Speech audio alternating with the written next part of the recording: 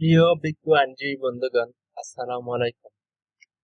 আজকে আমি আপনাদের সাথে 2023 সালের যে হাইকোর্ট পারমিশন রিটেন এক্সাম হয়েছে সেটা নিয়ে আলোচনা করব।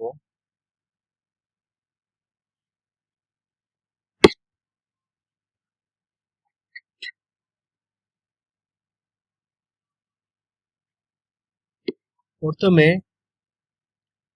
একটি সিভিল কোশ্চেন ছিল, যেটা ছিল রিভিশন।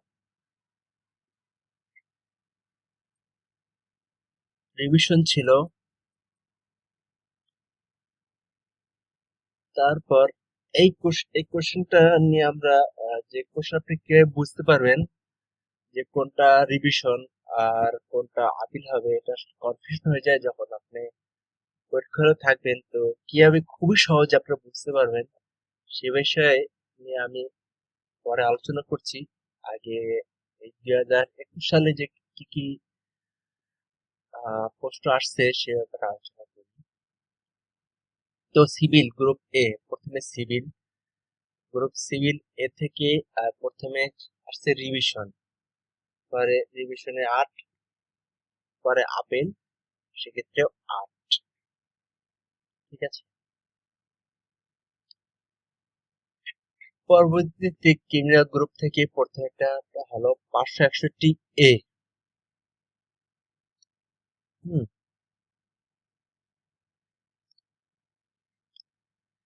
আর তারপরটা হলো আপেল।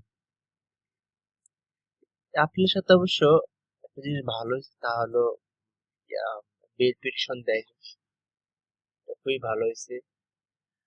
তারপর গ্রুপ সি থেকে আসছে রিট।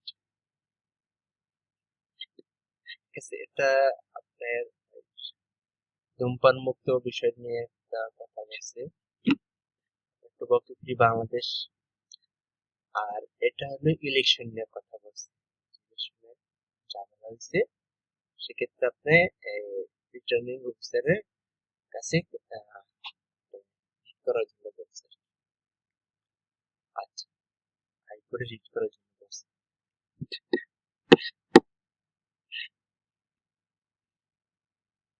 যাই হোক, 2023 সালের যে রিটেন পরীক্ষা হয়েছে, তুলনামূলক অনেকের ক্ষেত্রে সহজ হয়েছে, অনেকেই ক্ষেত্রে একটু কঠিন হয়েছে। কারণ অনেক সময় এখানে বলা থাকে যে, স্পেসিফিক বলা থাকে যে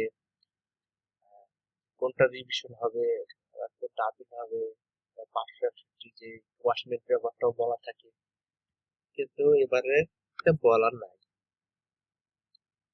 তো আপনারা এটা কিভাবে বুঝতে পারবেন যে আসলে পরীক্ষার হলে যে এটা আসলে কিভাবে আপনারা বুঝতে পারবেন যে এটা 561 ওয়াশমেন্ট হবে নাকি ক্রিমিনাল আপিল হবে নাকি অন্য কিছু?